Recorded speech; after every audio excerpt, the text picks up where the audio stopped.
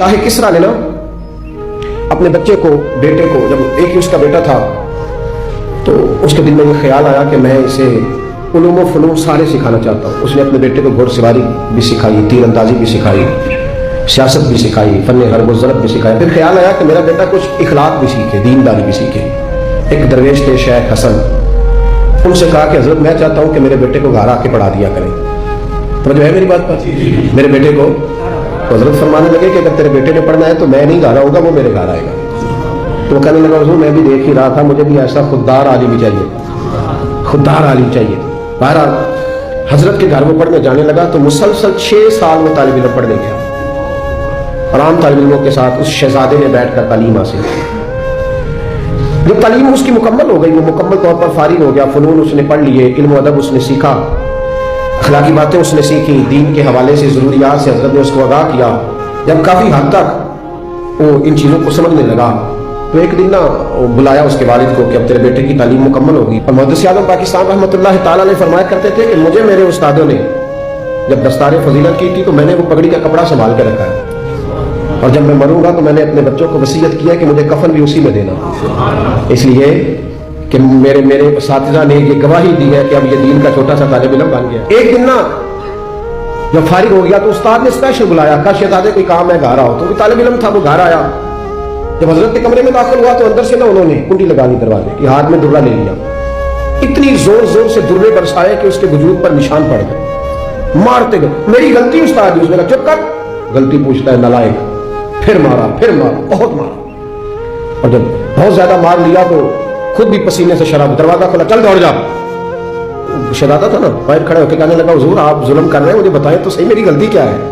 गलती बता के मारे तो ठीक हुआ, पर मैं तुझे गलती बताऊंगा, चल निकल जा। उसने कहा जाके अपने अब्बा से कहा, बादशाह सलामत से, कि उस्ताद जी ने नाजायज मारा है।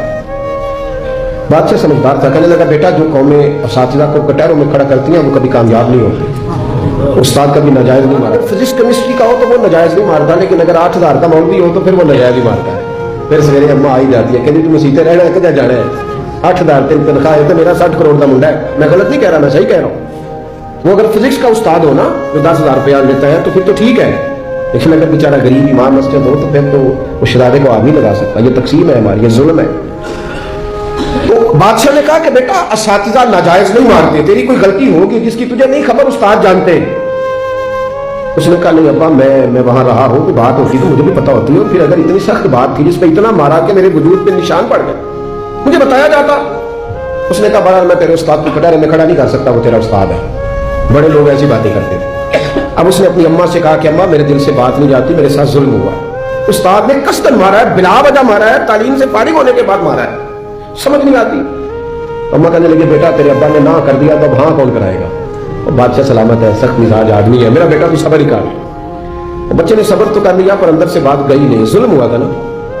30-35 साल बीत गए, उसके बाप का इंतकाल हुआ तो वो बादशाह बन गया। शेख हसन बूढ़े हो गए थे, ये भवें सफेद होकर झुक गए, दोनों हाथों से लाठी पकड़ते थे, फिर भी मुश्किल से चलते थे।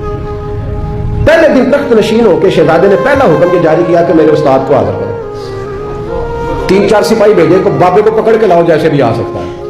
ले आए, हजरत को ला के तब सामने खड़ा किया तो कहा उस्ताद जी नाराज ना होना, बूढ़े हैं, कमजोर हैं, शक कोई नहीं, पर मैं क्या करूं, आज भी दर्दे उसी तरह मेरी ताजी है, सोचता हूं तो फिर मुझे उसी तरह जलन महसूस होती है, बताओ क्यों मारा था। तो शेख हसन रो पड़े, कहने लगे बेटे बस अल्लाह से मैंने दुआ की थी कि इस दिन के लिए मुझे जिंदा रखे, वो दिन आ गया, मैंने आज के दिन के लिए तुझे मारा, बस आज जो दिन आया इसीलिए मारा।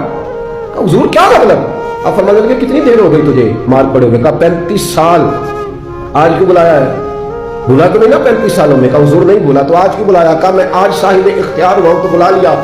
तो आप फरमाने लगे बेटे मुझे पता था एक दिन तो बादशाह बनेगा, इसलिए तुझे मारा था। नाजायज ना किसी के साथ जुल्म करना, अगर तुझे 35 साल नहीं ना भूला तो जिसके साथ तू जुल्म करेगा उसे भी कयामत तक नहीं भूलेगा। और फरमाया आज तू बाइख्तियार हुआ है तो तूने मुझे कटहरे में बुला लिया है, कयामत के दिन अल्लाह सारे मजलूमों को बाइख्तियार कर देगा, सारे मजलूम बाइख्तियार होंगे और सारे जालिम कटहरों में खड़े होंगे, फिर तुझे एक एक बात का हिसाब पूछेगी। शहजादा खोल के रोया, उस्तादों की दस्तबोसी की, तहाइफ दिए, कहने लगा रब आपका भला करे, आपने मुझे सिर्फ इल्म नहीं सिखाया, तजर्बा करके मुझे आपने इल्म महसूस करना भी बना दिया। मुझे एहसास हो गया किस तरह कर भाई ये नहीं भूला करता, यकीन करे ये नहीं भूलता। کسی کو لوگ گالی دے دیتے ہیں نا, گالی, وہ غریب آدمی ہوتا ہے بیچارہ, چھوٹا آدمی, وہ جواب نہیں دے پاتا. لیکن جب اس شخص کے, چودھری کے سیٹ کا مسجد میں جنازے کا بھی اعلان ہوتا ہے تو پھر بھی گالی یاد آتی ہے. ہاں یہ نہیں بولتی, کیا کرے, ظلم جو کیا ہے, غلط گالی جو نکالی, لوگ جنازہ پڑھنے تک چلے جاتے ہیں.